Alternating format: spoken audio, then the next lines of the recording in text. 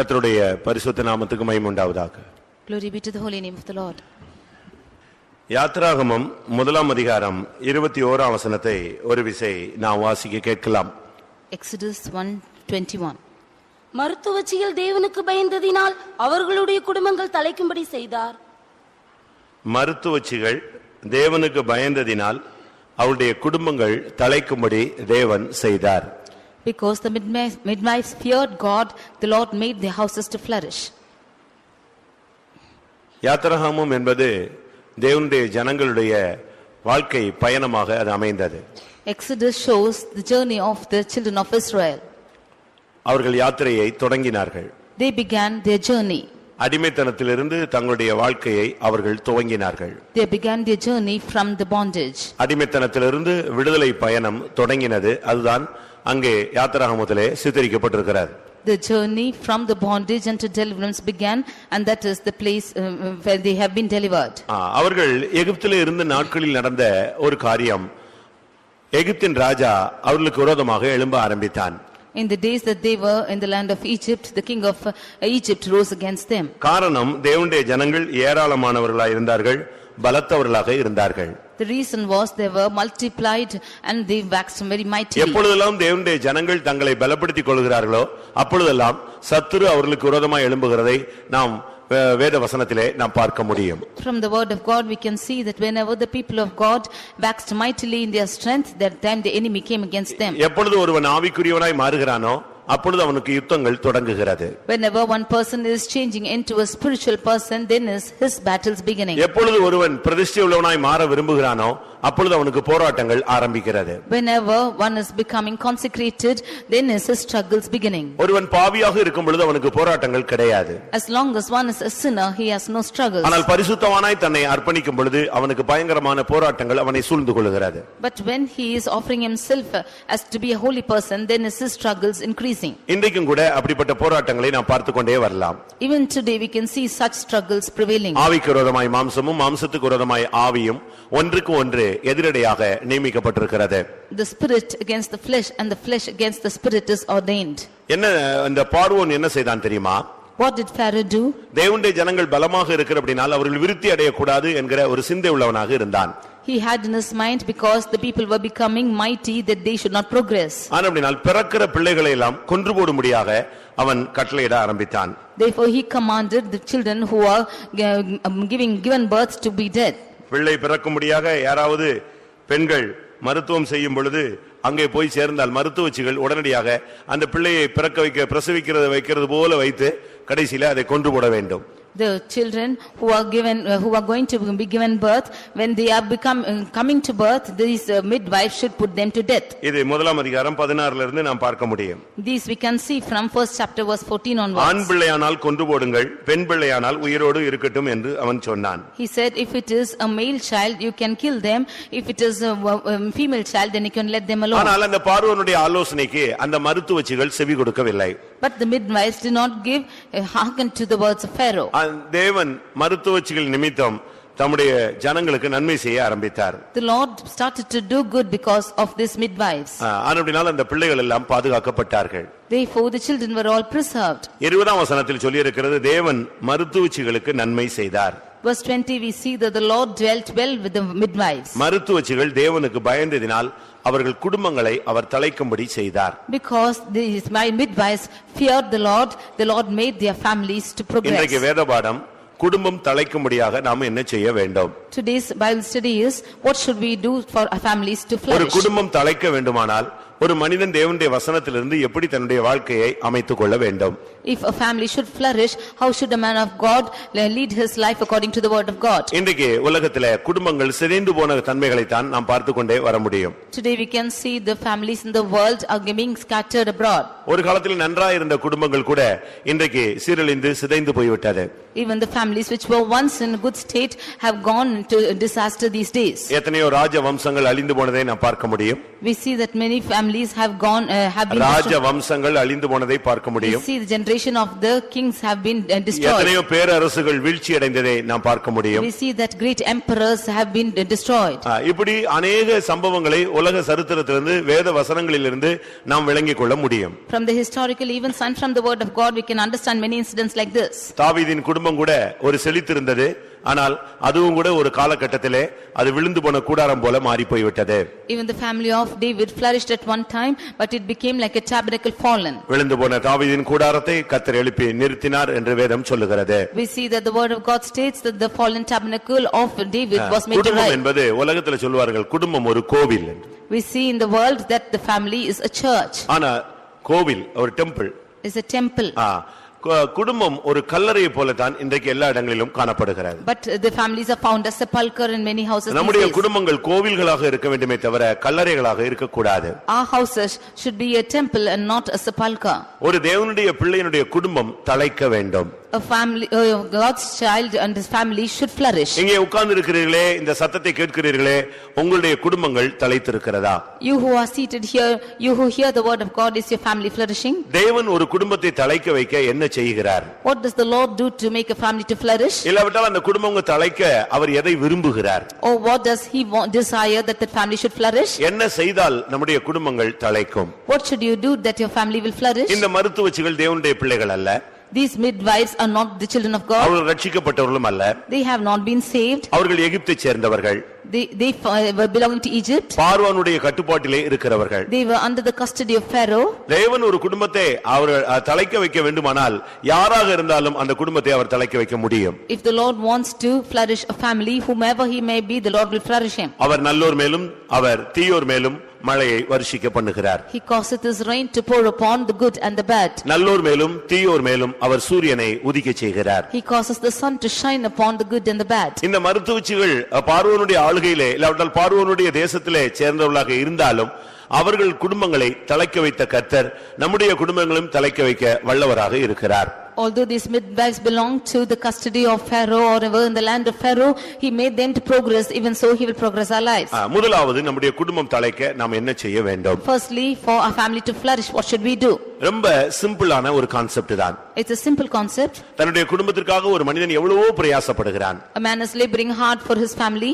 எவ்வளவோ முயற்சி எடுக்கிறான். He is making so many efforts. ஆனால் வேதம் சொல்லுகிறது உன்னுடைய குடும்பம் தழைக்க வேண்டுமானால் முதலாவது நீ தேவனுக்கு பயப்பட வேண்டும். Firstly, if your family should flourish, then you should first fear the Lord. மருத்துவச்சிகள் தேவனுக்கு பயந்ததினால் அவருடைய குடும்பங்கள் தழைக்கும்படி தேவன் செய்தார். Because the midwives feared God, God made their houses to flourish. ஒரு தேவனுடைய பிள்ளை தேவனுக்கு பயந்தால் அவனுடைய குடும்பம் ஆசீர்வாதமாக இருக்கும். If a child of God fear God, then his family will be blessed. நாம் மனிதர்களுக்கு பயப்படுகிறோம். We are fearing men. மிருகங்களுக்கு பயப்படுகிறோம். We are fearing animals. பிசாசுக்கு பயப்படுகிறோம். We are fearing Satan. நம்மை விட அதிகாரம் உள்ளவர்களுக்கு பயப்படுகிறோம். We are fearing the authorities. பெற்றோர்களுக்கு சில நேரங்களில் பயப்படுகிறோம். We fear our parents sometimes. ஆனால் தேவனுக்கு பயப்படுகிறோமா? But are we fearing God? உன்னுடைய குடும்பத்தின் ஆசீர்வாதம் இதில் தான் மறைந்திருக்கிறது. Your family's blessings is hidden in this. நீ தேவனுக்கு பயப்படுகிற பயத்தை தான் கர்த்தர் எதிர்பார்க்கிறார். The fear of the Lord is what the Lord expects from you. எனக்கு பயப்படும் பயம் எங்கே என்று கர்த்தர் கேட்கிறார். The Lord asks, where is the fear which you fear me with? ஒரு தேவனுடைய பிள்ளை தனக்கு பயப்பட வேண்டும் என்பதிலே தேவன் கவனமாக இருக்கிறார். God is very careful that a child of God should fear him. மனுஷனுக்கு பயப்படுகிற பயம் நமக்கு தேவையில்லை. We should not have the fear of men. மனுஷருக்கு பயப்படுகிற பயம் கண்ணியை வருவிக்கிறது. The fear of God, fear of man will bring him snares. மல்கியா 1:6 பார்க்கும் பொழுது Malachi 1 chapter 6th verse. நான் எஜமானானால் எனக்கு பயப்படும் பயம் எங்கே என்று சேனைகளின் கர்த்தர் தமது நாமத்தை அசட்டை பண்ணுகிறவர்களுக்கு கேட்கிறார். The Lord of hosts is asking the people who are despising his name, if I be a master, where is my fear? கர்த்தருக்கு பயப்படுகிற பயம் என்றால் எப்படிப்பட்டது? The fear of the Lord is what he expects from ஒருவன் us. கர்த்தருக்கு பயப்பட வேண்டுமானால் எப்பொழுதுமே தேவன் என்னை காண்கிறார் என்கிற ஒரு அறிவு ஒரு தரிசனம் அவனுக்கு இருந்து கொண்டே இருக்க வேண்டும். If one is fearing the Lord, then he should have a vision in his mind that the Lord is always looking upon ஒரு him. மனிதனுக்கு நாம் பயப்படுவதற்கு காரணம் என்னன்னா அவன் நம்மை பார்த்துட்டான் அப்படின்னா தான் நம்ம பயப்படுறோம். We only fear a man when we see him that he is watching over us. ஒரு தவறு செய்யும் பொழுது அவன் செஞ்சிட்டே இருக்கிறான். When he is doing a mistake, he is ஆனா அதே தவறை ஒருவன் பார்த்துட்டான்னு சொன்ன உடனே இவனுக்கு ஒரு பதட்டம் உண்டாகிறது. But when that mistake is being seen by the others, then he is being troubled. ஐயோ பாத்துட்டானே இந்த செய்தி இவனுக்கு கிடைச்சிருச்சே இதுதான் ஒரு பயத்தை நமக்குள்ளே உண்டு பண்ணுகிறார். This fear is caused in him because he has seen me and he has known what he has done. இதை விட முக்கியமானது மனுஷன் பார்க்கறானோ மனுஷன் கேட்கறானோ இல்லையோ தேவன் உன்னை என்ன செய்கிறார்? காண்கிறார். More than all this, whether man is looking at you or not, God is looking over you. உன்னுடைய உட்காருதல் உன்னுடைய எழுந்திருத்தல் இதையும் தேவன் அறிந்திருக்கிறார். Your sitting down and your standing up is known by the Lord. மனுஷன் முகத்தை பார்க்கிறான், தேவனோ உன்னுடைய உள்ளத்தின் ஆழங்களை ஆராய்ந்து அறிகிறார். Man is looking at your face, but the Lord searches out your hearts and reins. கர்த்தருக்கு பயப்படுகிற பயம் என்று சொல்லுவது கர்த்தர் என்னை காண்கிறார் என்று சொல்லும் பொழுது அந்த அறிவை நீ பயன்படுத்தி உபயோகப்படுத்தி உன்னுடைய வாழ்க்கையை அமைக்கும் பொழுதுதான் அதுதான் கர்த்தருக்கு பயப்படுகிற பயத்தை உனக்குள்ளே கொண்டு வருகிறது. When you set your lives in the fear of the Lord and you deal accordingly, only then that brings the fear of the Lord into you. அதனால்தான் அங்கே அந்நிய தேசத்திலே யோசேப்பு அந்த பெண் அவனை பாவம் செய்யும்படியாக தூண்டின பொழுது நான் தேவனுக்கு பயப்படுகிறவன் என்று அவன் சொன்னான். That is why in that strange land when that woman wanted to sin with him, he said that I fear the Lord. அப்பா பார்க்கவில்லை, Father did not see, அம்மா பார்க்க முடியாது, mother could not see, அண்ணன் தம்பி யாருக்கும் எதுவுமே தெரியாது, neither the brethren knew anything. அவன் எப்படியும் வாழலாம், He can live any way he likes, எந்த சூழ்நிலையிலும் வாழலாம், at any situation he can live.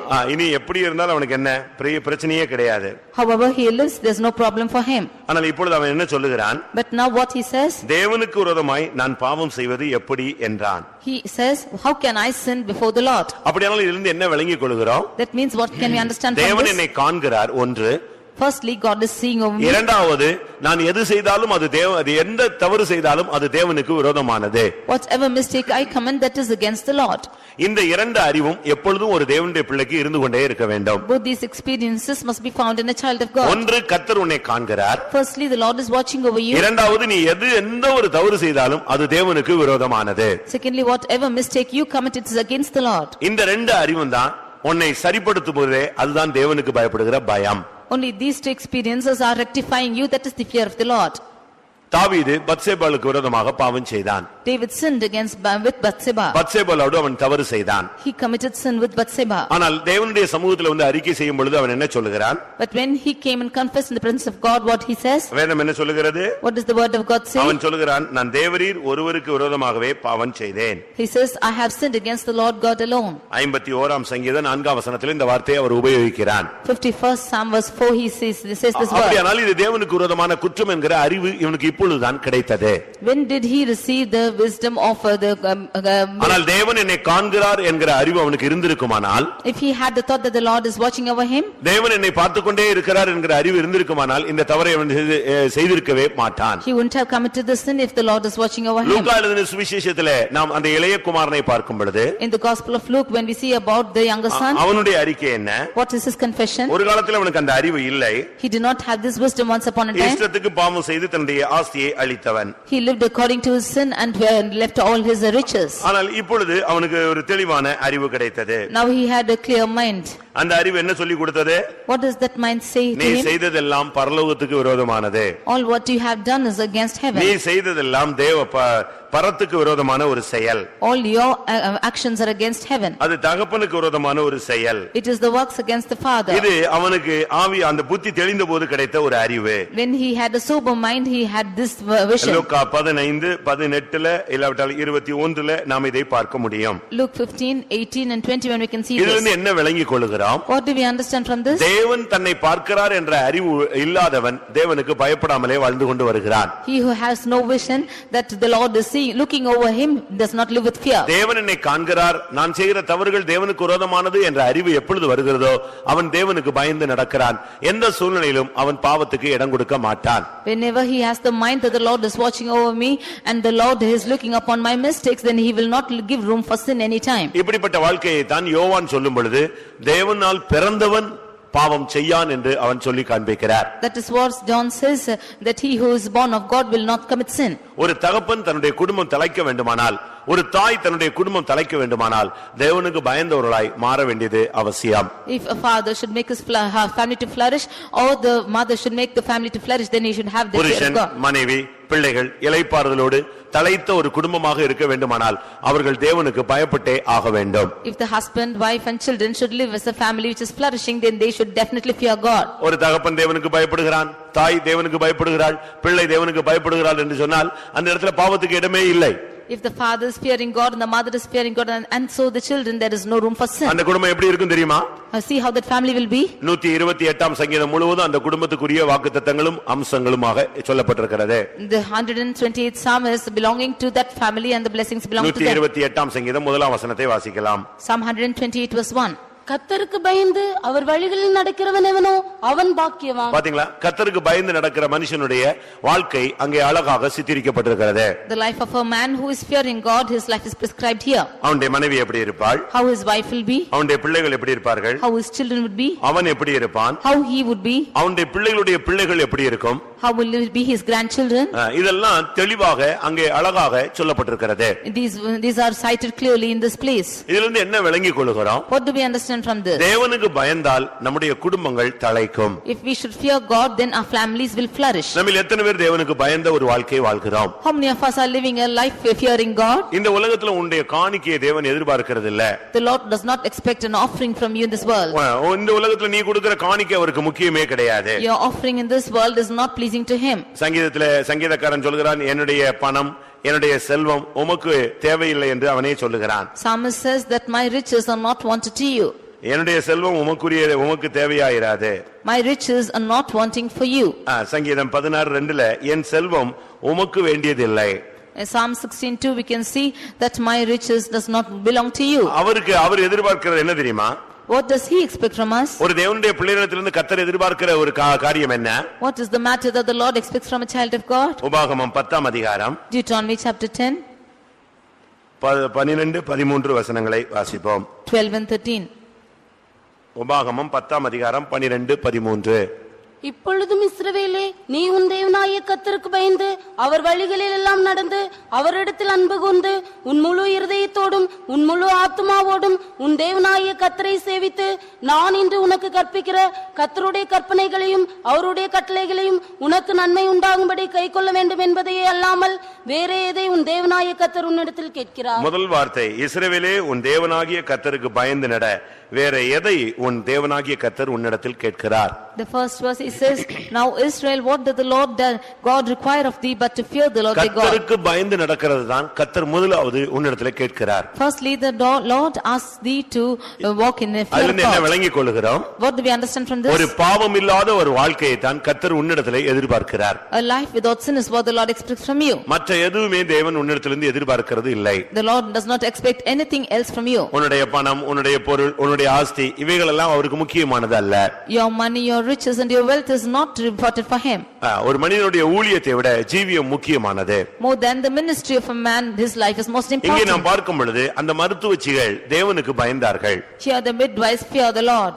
அவர்கள் பார்வோனுடைய வார்த்தையை விட தேவனுடைய வார்த்தைக்கு செவி கொடுத்தார்கள். They hearkened to the words of God more than the words of Pharaoh. அவர்களுக்குள்ளேயே ஒரு இரக்க சிந்தை உண்டானது. Inside them they had mercy. தன்னுடைய தொழிலில் தவறு செய்யக்கூடாது என்பதில் அவர்கள் தீர்மானமாய் இருந்தார்கள். They had a decision that they should not fail or make a mistake in their business. ஒரு ஆண் பிள்ளையை கொல்லுவது பாவம் என்று அவர்கள் எண்ணினார்கள். They felt that killing a male child is a sin. ஜெய ஜீவியத்தை எப்பொழுதுமே நாம் அழித்து போடக்கூடாது. We should never destroy overcoming life. ஜெய ஜீவியத்தை எப்பொழுது அழிக்கிறோமோ அப்பொழுது நாமே நம்முடைய தலையில மண் அள்ளி போட்டுக் கொள்கிறோம். Whenever we destroy our overcoming life, then we are putting earth upon our head. இன்னைக்கு अनेक குடும்பங்கள் தலைக்காமலே போய்விட்டது. Today many families did not flourish. அது உளுந்த உடனே சொல்லுவாங்க, ஆடின ஆட்டத்தை பாத்தியா, எவ்வளவு ஆடினா, கடைசில பாரு இப்ப குடும்பம் இல்லாம போயிருச்சுன்னு சொல்லுவாங்க. And some of them will say, see how he had well danced, now his family is nothing. உங்களுடைய குடும்பம் தலைக்கணும்னு ஆசைப்படுறீங்களா? Do you want your family to flourish? உங்களுடைய குடும்பம் தலைக்கணும்னா நாம் செய்ய வேண்டிய முதல் முக்கியமான ஒரு காரியம், தேவனுக்கு பயந்த ஒரு வாழ்க்கைக்குள்ளே நாம் வர வேண்டும்.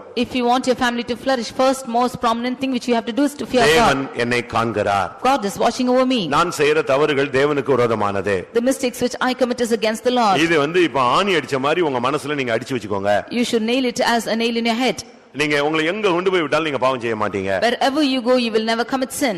அது ஒரு தீர்மானம் போல நீங்க வச்சுக்கொள்ளணும். You should make a determination like this. மனுஷன் காணவில்லை, தேவன் காண்கிறார். Man is not watching, but God is watching. ஒரு மனிதன் சொல்லுகிறான், விடியற் காலத்து செட்டைகளை அடித்து நான் உயர ஏறி போனாலும் அங்கேயும் உம்முடைய கை என்னை பிடிக்கிறது. A man of God says that if I should flutter my wings and go as the dew in the morning, even there your hand is over me. நான் பாதாளத்துல போய் படுக்கை போட்டாலும் அங்கேயும் உம்முடைய கை என்னை பிடிக்கிறது. If I go and lay my bed in the hell, even even there your hand is over me. அப்ப நீ எங்க போனாலும் கர்த்தர் உன்னை கண்டுகொண்டே வருகிறார். So wherever you go, the Lord is watching over you. அதனால உன்னுடைய மனசாட்சிக்கு நீ பதில் சொல்ல முடியாமலே நீ வாழ்க்கையில நொந்து போய் விடுவாய். So you are not able to answer your conscience and you are becoming faithful. உன்னுடைய இருதயமே உன்னை குற்றவாளியாக தீர்த்தால் தேவன் அதிலும் பெரியவராய் இருந்து உன்னை நியாயம் தீர்ப்பார். If your heart itself will accuse you, God being above all will judge you. இந்த குடும்பத்தை குறித்து ஒரு தெளிவான அறிவு நமக்கு தேவை. We should have a clear mind about this family. இப்போ உள்ள குடும்பங்கள் எப்படிப்பட்ட குடும்பங்கள் தெரியுமா? See how the families are these days. இந்த சின்ன பிள்ளைங்க எல்லாம் மணல்ல வீடு கட்டுவாங்க, பாத்திருக்கீங்களா? You would have seen children building their houses on the sand. கொஞ்ச நேரம் விளையாடுவாங்க. They will play for some time. யார் வீட்லயா இருந்தது டேய் வர்றியா அப்படினா போதும் உடனே எல்லாத்தையும் மண்ணு கிண்ணெல்லாம் தள்ளி உடைச்சு போயிட்டு வரேன்னு போயிட்டே இருப்பாங்க. If somebody from a house will say come are you coming, then immediately he casts out everything and goes off.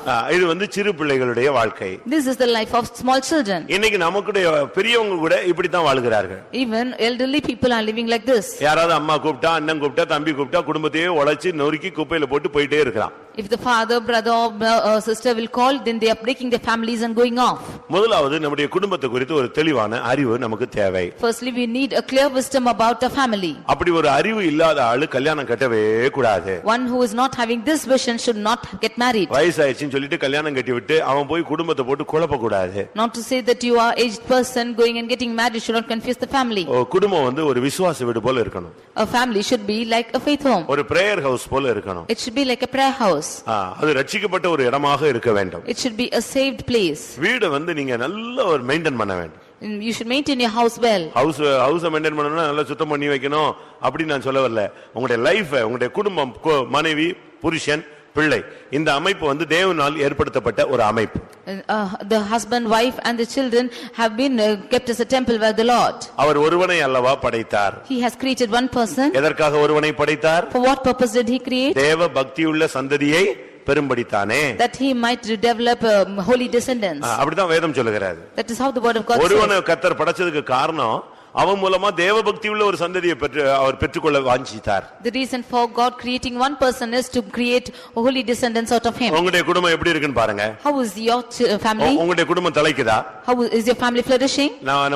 நமக்கு சென்னையில ஒரு விசுவாச வீடு இருக்கிறது. In Chennai we have a faith home. பக்கத்துல கல்லறை. And nearby is a sepulchre. அங்க வந்து இப்ப அடக்கம் பண்ணிட்டே இருப்பாங்க அடிக்கடி. And they will always come and செத்து போன ஜனங்களை கொண்டு வந்து அடக்கம் பண்ணுகிற ஒரு கல்லறை. They will come and bury their dead bodies there. அந்த பக்கத்துல அந்த கிராமத்துல ஒரு ஃபேமிலி இருந்தது.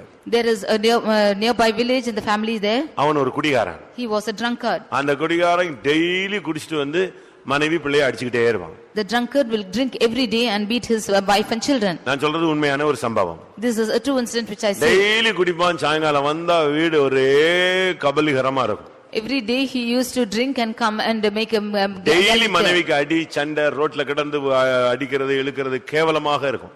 Every day he used to fight with his wife and beat them and beat them to roads. அவங்களுக்கு ஒரே ஒரு மகள். And he had only one son. ஒரே ஒரு மகள். Only one daughter. அந்த பிள்ளை டெய்லி அவங்க அப்பாட்ட சொல்லுவான், அம்மாவை அடிக்காத, குடிச்சிட்டு வராத, கேவலமா இருக்கு, எனக்கு ஸ்கூலுக்கு போக வெக்கமா இருக்கு, மத்தவங்க எல்லாம் என்னை தப்பா பாக்குறாங்க, இப்படியே சொல்லிக்கொண்டே வந்தாள். The daughter will always say, do not come drinking and beat my mother and make agony out here. ஒரு லிமிட்டுக்கு பிறகு அந்த பிள்ளை வளர்ந்து விட்டாள். After limit the child grew. ஒரு 10-15 வயசு வந்துருச்சு. It was 15 years. அப்பவும் அந்த பிள்ளை எவ்வளவோ சொல்லி பார்த்தா, எனக்கு ஸ்கூலுக்கு போக வெக்கமா இருக்கு, ஸ்கூல்ல படிக்கிற பிள்ளைங்க மத்தியில அசிங்கமா இருக்கு, எவ்வளவோ சொல்லி பார்த்துச்சு அந்த பிள்ளை. Even at the time she said that I am ashamed to go to school and my students are all watching like this. அவர் குடிச்சிட்டு வந்த உடனே இந்த அம்மாவை சண்டையை ஸ்டார்ட் பண்ணும், அவர் உடனே அடியை ஸ்டார்ட் பண்ணுவாரு. இப்படியே போச்சு. கடைசில அந்த பிள்ளை வந்து இப்படி ஒரு வாழ்க்கையே வேண்டாம்னு சூசைட் பண்ணி செத்து போயிடுச்சு. One day every day that father used to drink and the mother used to fight like this, the quarrel used to go on. One day she decided that not to live and suicided and died. ஒரே ஒரு பிள்ளை, அதுவும் செத்து போயிடுச்சு. Only one daughter, she died. அது பிறகு பாத்தீங்கன்னா இந்த புருஷனும் இந்த மனைவியும் daily கல்லறையில உட்கார்ந்திருப்பாங்க. After that you should see this husband and wife every day they'll go and sit in the sepulchre. இவன் காலையில எந்திரிச்ச உடனே கல்லறையில வந்து உட்கார்ந்து அழுவான். கொஞ்ச நேரம் இவன் வேலைக்கு போட்ட பிறகு அவ வந்து அழுவா. In the morning after he gets up he will come to the burial ground and he'll sit and cry, and after that wife will come and sit and cry. இப்ப நான் குடிக்க மாட்டேன்னு கல்லறையில போய் உட்கார்ந்து சத்தியம் பண்ண ஏதாவது நடக்குமா? He will come to the burial ground and say that I promise that I will not drink anymore. நான் குடிக்கவே மாட்டேன், நீ வெளிய வான்னா எப்படி வரும் அந்த பிள்ளை? If he says, I will never drink anymore, you come out, how will இப்படி she எவ்வளவோ come? பேருக்கு தங்களுடைய குடும்பங்களை சந்ததிகள் எல்லாம் அழிச்சவங்க இருக்கிறாங்க. Like this, many of them have spoiled their descendants and their families. தேவனுக்கு பயப்படுகிறவனுடைய குடும்பத்தை கர்த்தர் தழைக்க வைக்கிற தேவனாக இருக்கிறார். The Lord will cause the family which is fearing the Lord to flourish. குடும்பத்தை எப்படி நடத்தணும்னு ஒரு சிலருக்கு தெரியவே தெரியாது. கல்யாணத்தை கட்டி வச்சிடறாங்க, நாங்களும் கட்டி வச்சிடறோம், இவங்களும் கட்டிட்டு போயிடறான். என்ன சொன்னாலும் அன்னைக்கு ஆமென், என்ன உடன்படிக்கையில நீங்க இன்னொரு காமன் நேரம் சொல்ல சொன்னா கூட வாழ்விலும் தாழ்விலும் சொல்லிக்கிட்டே இருப்பான். Some of them do not know how to lead their families. If we are asking them to promise again and again, they will keep on saying like this. இப்படிலாம் ரொம்ப பேர் இருக்காங்க. Like this, many of them are living. ஆனா அவங்களுடைய குடும்பத்துக்காக என்ன செய்யணும்னு தெரியாது. குடும்பத்தை பத்தி நடத்தவே தெரியாதவனை கொண்டு போய் கல்யாணத்துல இறக்கி விட்டா அவன் குடும்பத்தை சிதைச்சுக்கிட்டே தான் இருப்பான், உடைச்சுக்கிட்டே தான் இருப்பான். One who doesn't know how to lead the family, if you are getting them married, then he will keep breaking that family. நான் சொன்னேன் குடும்பம் ஒரு கோவில், அதை நல்லா நீங்க கட்டி அழகான ஒரு கோவிலா கட்டி எழுப்பணும். I said that the family is a temple and you should build that in a beautiful way. நீ அதை கல்லறையாக கட்டக்கூடாது. You should not make it a sepulchre. அது ஒரு டெம்பிளா நீ அழகா கட்டி எழுப்பு. You should beautifully build it as a temple. ஆதியாகமம் 47 அதிகாரம். குடும்பம் தலைக்க சில காரியங்களை உங்களுக்கு நான் சொல்லுகிறேன். I tell you certain things for the family to ஒன்று flourish. தேவனுக்கு பயப்படுதல். First leads to fear God. இரண்டாவது யோசேப்பின் ஆவி நமக்கு தேவை. Secondly, we need the spirit of Joseph. ஆதியாகமம் 47 அதிகாரம் 12 வசனம். Genesis 47:12. யோசேப்பு தன் தகப்பனையும் தன் சகோதரரையும் தன் தகப்பனுடைய குடும்பத்தார் அனைவரையும் அவரவர்கள் குடும்பத்திற்கு தக்கதாய் ஆகாரம் கொடுத்து ஆதரித்து வந்தான். அங்கே யோசேப்பு தன்னுடைய குடும்பத்தார் அனைவரையும் ஆகாரம் கொடுத்து ஆதரித்து வந்தான். Here Joseph is nourishing all his household members with bread. குடும்பத்தை ஆதரிக்கிறவர்கள் தான் குடும்பத்தை தலைக்க வைக்க முடியும். One who is nourishing his family alone can make his family to flourish. பயங்கரமான பஞ்சமான ஒரு காலம். It was a terrible scarcity. சொந்த தேசத்துல ஒண்ணுமே கிடையாது. In his own land there is nothing. ஒரு நிர்பந்தமான நிலவரத்துல அந்த குடும்பங்க போகக்கூடிய ஒரு சூழ்நிலை. That family went there in a desperate situation. ஆனா யோசேப்பு தன்னுடைய தகப்பன், தன்னுடைய சகோதரர், தன் தன்னுடைய குடும்பத்தார் எல்லாரையும் கொண்டு வந்து ஆகாரம் கொடுத்து ஆதரித்து வந்தான். But Joseph brought his father, brethren and father's household, all of them, and provided them bread. உன்னுடைய குடும்பத்தை நீ ஆதரிக்க கூடியவனாய் இருக்க வேண்டும். You should be the one nourishing your family. ஒரு யோசேப்பின் ஆவி உனக்குள்ளே இருக்க வேண்டும். You should have the spirit of Joseph. யோசேப்பின் ஆவி எப்படிப்பட்ட ஆவி தெரியுமா? You know how the spirit of Joseph is? அவனுக்கு அம்மா இருந்துச்சு, ஒரே ஒரு தம்பி இருந்தான். He had only one mother and his only brother. அது எங்க அம்மாவையும் என் தம்பியையும் தான் பாப்பேன் அப்படின்னு அவன் சொல்லவே இல்லை. He never said that I will look upon my mother and my brother alone. தன்னுடைய தகப்பன், தன்னுடைய சகோதரர், தன்னுடைய தகப்பன் வீட்டார் அனைவர் எல்லாரையுமே அவன் ஆதரித்த ஒரு மனிதன். He was nourishing his father, his brethren and all his father's household. முழு குடும்பத்தையும் ஆதரிக்கக்கூடிய ஒரு தன்மை, அறிவு, பக்குவம் அவனுக்கு இருந்தது. He had the tendency to nourish the whole family. அவன் வந்து தேவனிடத்துல கற்றுக்கொண்டான். He learned it from God. அவன் ஒரு சிறைச்சாலையில கிடந்த ஒரு அடிமையாக இருந்த மனிதன். He was found in the prison under bondage. ஒரு புறக்கணிக்கப்பட்ட ஒரு வாழ்க்கை வாழ்ந்தவன். He was living a scattered life. ஒரு அனாதை போல அந்நிய தேசத்திலே சுற்றி திரிந்த ஒரு ஆள். He was walking as a stranger and as an orphan. ஆனா அவனுடைய மைண்ட்ல தெய்வீகம் இருந்துகிட்டே இருந்துச்சு. But he had the fear of God always in his mind. அங்க பாருங்க 3 காரியங்கள் வாசியுங்க. You can read that in here. தன் தகப்பன், தன் சகோதரர், தன் தகப்பன் குடும்பத்தார் அனைவர் 3 குரூப் ஜனங்களையும் அவன் பராமரித்தான். He nourished 3 groups of people, his father, brethren and father's household. இவங்க எல்லாம் எப்படிப்பட்ட ஆளுங்க தெரியுமா? See how these people are. தகப்பனுடைய வீட்டார் எப்படிப்பட்டவங்க தெரியுமா? You know how the father's household are. அவனுடைய சகோதரர்கள் எல்லாம் எப்படிப்பட்டவங்க தெரியுமா? Do you know how his brethren are? சொல்லுங்க. யோசேப்பு என்ன உயிரை கொடுக்கிறவனா உயிரை எடுக்கிறவனா? If it is Joseph, will they give life or take his life? சொல்லுங்க. யோசேப்புன்னு சொன்னா இவங்க எல்லாம் உயிரை கொடுத்துருவாங்களா இல்ல உயிரை எடுப்பாங்களா? Will they give their life to Joseph or take him out? அவன் தூரத்துல வர்றானே, டேய் வந்துட்டான், இன்னைக்கு வசமா சிக்கிட்டான், இவனை இன்னைக்கு எரிஞ்சிரணும், கொன்னே போடணும், எப்படி வாக்குத்தத்தம் நிறைவேறுது பார்க்கலாம் அப்படின்னு சொன்ன ஆளுங்க அவங்க எல்லாம். They were the ones who said that we will kill him when he came afar off. ஏன்னா ஒவ்வொருத்தன் கேரக்டர் எப்படிப்பட்ட கேரக்டர் தெரியுமா? Because each one's character is like this. தம்பின உடனே கழுத்தை பிடிச்சு இருக்க மாட்டான், கழுத்தை பிடிச்சிட்டான்னா அவன் கழுத்தை எரிச்சிட்டான்னு அர்த்தம். If it is a brother means if he should hold on to his neck, then he will kill him. அவங்க வந்து ஒவ்வொருத்தனும் ஒருத்தன் சர்ப்பம். One is a serpent. ஒருத்தன் வந்து கழுதை. One is an ass. ஒருத்தன் ஓநாய். One is a wolf. ஒருத்தன் சிங்கம். One is a lion. இப்படி ஒவ்வொன்றும் ஒவ்வொரு கேரக்டர்ல உள்ள ஆளுங்க. இவர்களை கூட இவன் நேசிச்சு அழகா பராமரிச்சான். Each of them has one character. Even them he could love and he could nourish them. நீங்க இந்த விஷயத்துல அந்த சகோதர ஸ்நேகத்தை விட்டு கொடுக்கவே கூடாது. Today you should understand that you should not leave your brotherly love. ஒரு தெய்வீக மனப்பான்மை இருந்தாதான் குடும்பங்கள் தழைக்கும். Only if you have a divine mind, then your families will flourish. ஒரு சிலர் சொல்லுவாங்க நானு என் மனைவி என் பிள்ளை இப்படியே உட்கார்ந்துக்கோன்னு சொல்லுவாங்க. இப்படி இருந்துட்டு கடைசில செத்து போன போது இந்த மூணு பேர் தான் உட்கார்ந்திருக்கணும். Some of them will say that I and my wife and my child, and finally when they die only three of them should sit. ஒரு சிலர் சர்ச்சில கூட பாருங்க யார்ட்டையும் மிங்கிளே ஆக மாட்டாங்க. ஒரு வீட்ல கல்யாணம் போக மாட்டான், ஒரு வீட்ல ஏரியா பிரேயர் போக மாட்டான், ஒரு வீட்ல சாவு போக மாட்டான். திருப்பி நீ செத்தாலும் ஒருத்தனும் வர மாட்டான், நீ கல்யாணம் கட்டினாலும் ஒருத்தனும் வர மாட்டான். Some of them even in the churches they will not mingle with anybody, they will not go for any marriages or for any death or for any functions. Even for your sake it will be like that. குடும்பம் தழைக்கணும்னா நீ குடும்பத்தை ஆதரிக்க கூடியவனா இருக்க வேண்டும். If the family should flourish, you should be the one nourishing your family. ஒரு தெய்வீக சிந்தையோடு நீங்கள் குடும்பங்களை கட்டி எழுப்புங்கள். With a divine thought you should build up your family. இன்னும் நான் இதை சொன்ன உடனே பத்தியா பாஸ்டர் சொல்லிட்டாங்க, அதனால எல்லா அண்ணன் தம்பி எல்லாம் வருவான், நீ சோறு போட்டுக்கிட்டே இரு அப்படிம்பாங்க ஒரு சிலர். Some of them will say because pastor told like this, all my brothers will come, you should feed them. வந்தா சாப்பாடு போடுறது தப்பு அல்ல. Not if they come, if you should feed them, it's not wrong. நான் அதுக்கு உங்களுக்கு மறுமொழி கொடுக்கிறேன். And I will reply you again. ஆதியாகமம் 30ஆம் அதிகாரம் 30ஆம் வசனத்துல யாக்கோபு சொல்றான், நான் உங்க குடும்பத்தையே பார்த்தா என் குடும்பத்தை என்னைக்கு பார்க்கிறது அப்படின்னு கேட்டான். Genesis 30:30 he says that if I should look at your family, who will look at me? ஆதியாகமம் 30:30.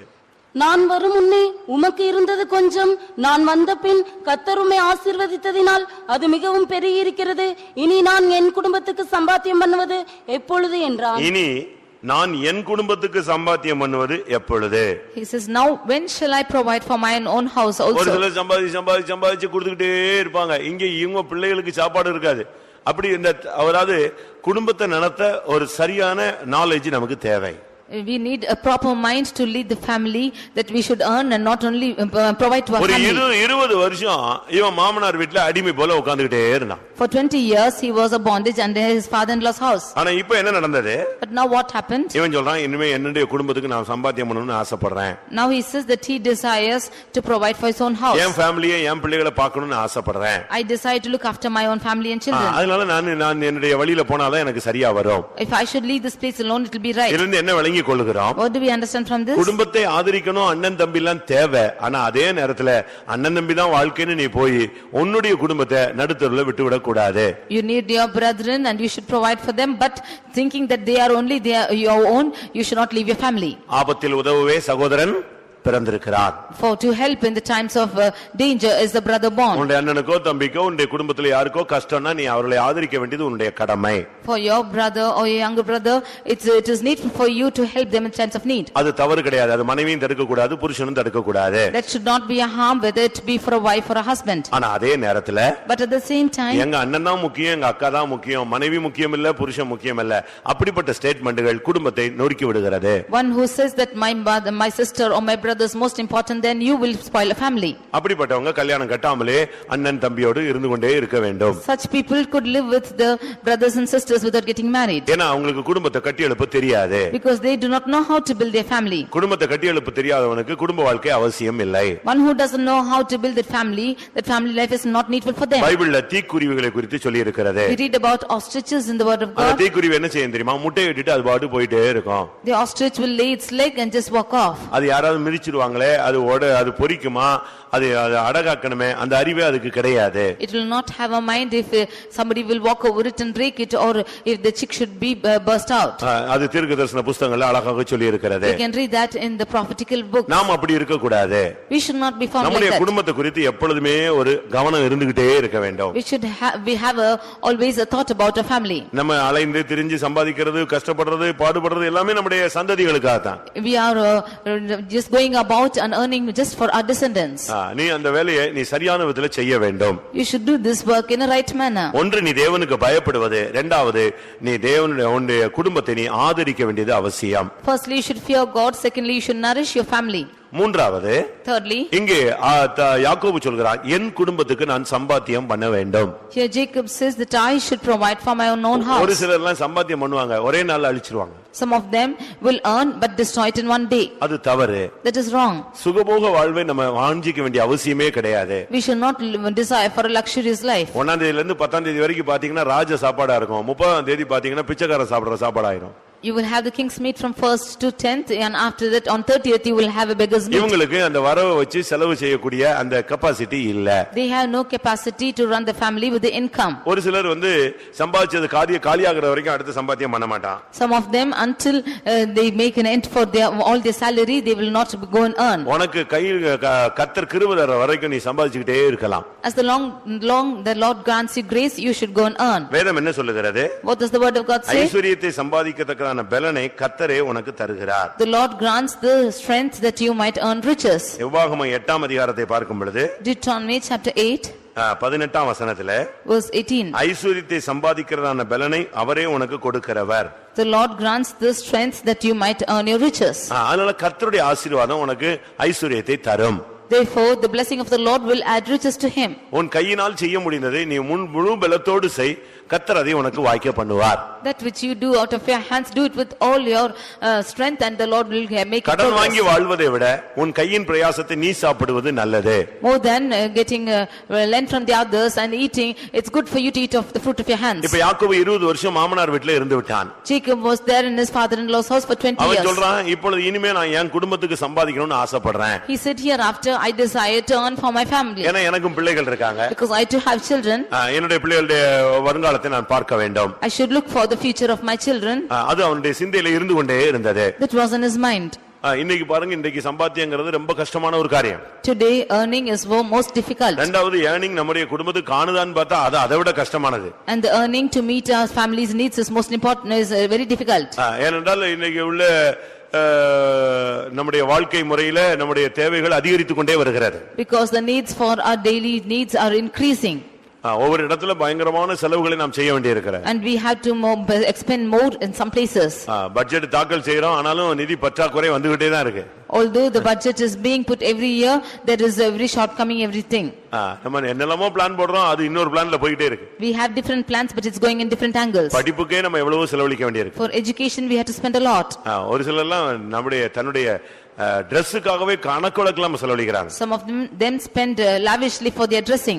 செருப்புக்காக பயங்கரமா செலவழிக்கிறவங்க இருக்காங்க.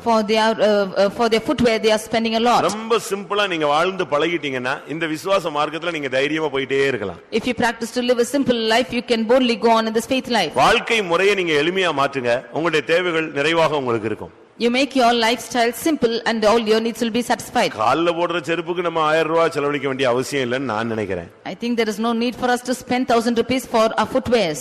வீட்ல 1000 ரூபாய் போட்டு கால்ல போட்டு தேய்ச்சிட்டே இருப்பீங்களா?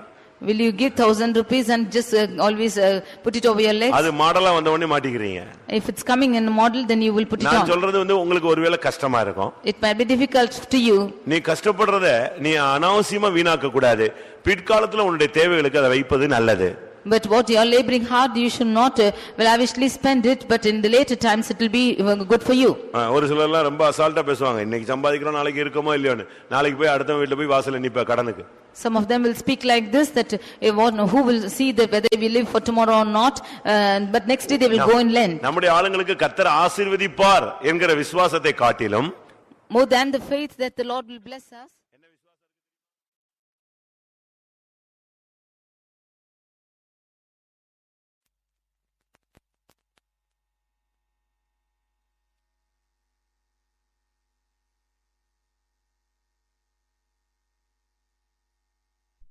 வாங்கிருன்னு சொல்றான். He says that more than I having the faith that I will repay the money which I have spent. கர்த்தர் ஆசீர்வதிப்பார் என்று விசுவாசி, வாங்கின கடனை திரும்ப கொடுக்க உதவுவார் என்று நீ விசுவாசிக்க வேண்டாம். You should believe that the Lord will bless me, not to believe that you can repay the debt. உன்னுடைய பிள்ளைகளுக்காக நீ சம்பாதிக்க வேண்டும். You should earn for your children. உன்னுடைய குடும்பத்துக்காக நீ சம்பாதிக்க வேண்டும். For your family you should earn.